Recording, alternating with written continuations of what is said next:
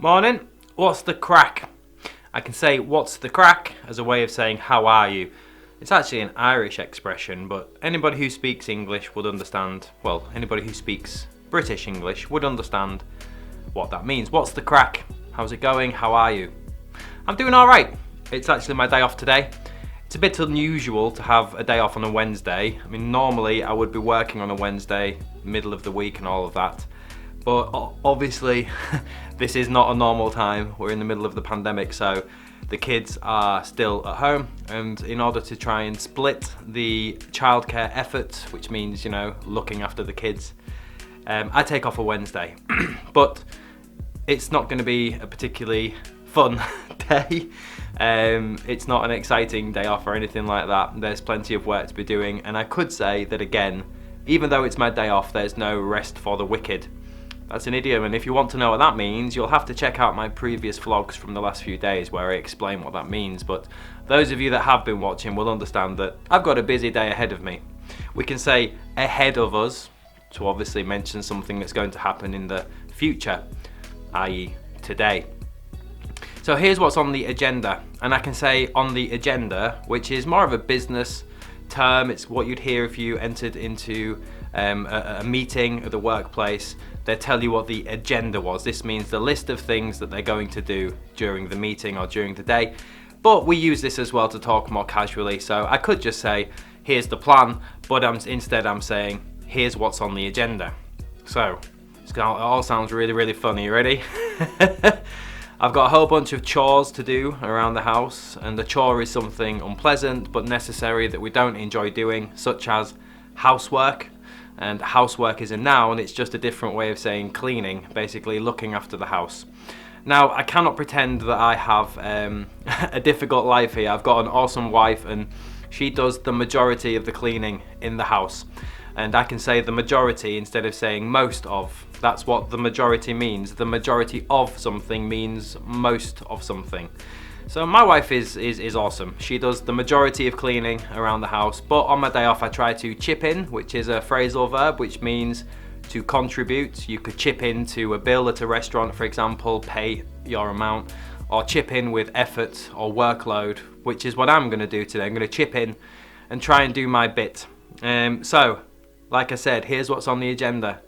Well, I need to do the laundry. Yay, fun, but not exactly that difficult. Just put it in the washing machine and then transfer it to the tumble dryer. The tumble dryer is a noun. It's the thing that we'd use to dry our clothes because it tumbles. Tumble means to fall. And if you watch the clothes inside a tumble dryer, that's what they're doing. They're going up and they're tumbling and they're falling. So we call it a tumble dryer. After that, I need to vacuum the whole house, which is probably my least favorite thing to do, but I make a trade-off with my wife, and if we make a trade-off with somebody, it means we can swap or agree to do certain things. So in this case, the trade-off is my wife does the ironing and I do the hoovering.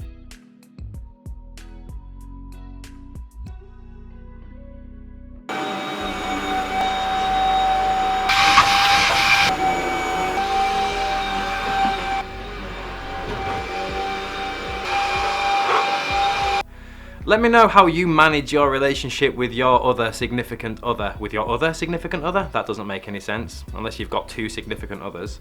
You're probably wondering what is a significant other. It's just another way of saying partner. Let me know what your significant other does and how you plan and basically take care of the chores and all the boring things around the house. So after I've done the laundry and after I've done the hoovering, then I'm basically gonna try to take the kids to the park this afternoon for a little play around. The weather's not very good, it's very blustery again today, very windy. But I'm gonna try and take them to the park.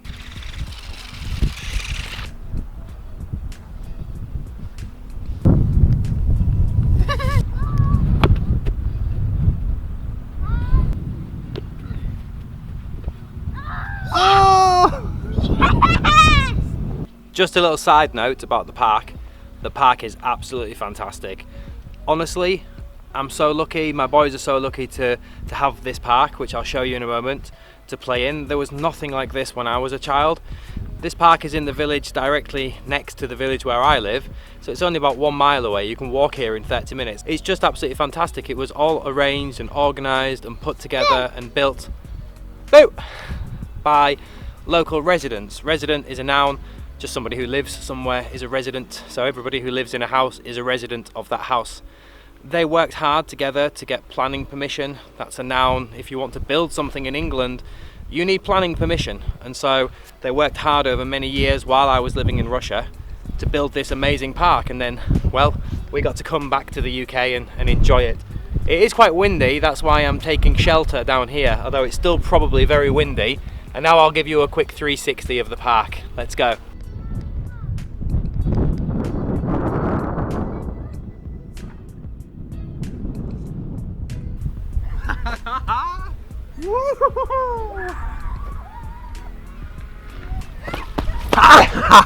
Whoever said parks are only for kids? And after that, if I've got time, I'll then try and chill out. Chill out is a phrasal verb which means to relax. So you can say this about what you're doing. You can say I'm chilling, or I'm chilling out, just whatever, watching television, watching football, just chilling. And you can also say this to other people. If you think they're getting angry, you can tell somebody, hey, all right, chill out, dude. But it's not the greatest thing to say, because often if you tell somebody to chill out, it's kind of like throwing fuel on the fire. And this is an idiom. If we throw fuel on the fire, well, think about it. If you have a fire burning and you throw some extra fuel is what you use to create the fire, such as wood or coal, well, what's going to happen? Of course, the fire will get bigger. So telling someone to chill out is a great phrasal verb to use, but it's also a little dangerous, because in most cases, it's probably actually going to make that person more angry.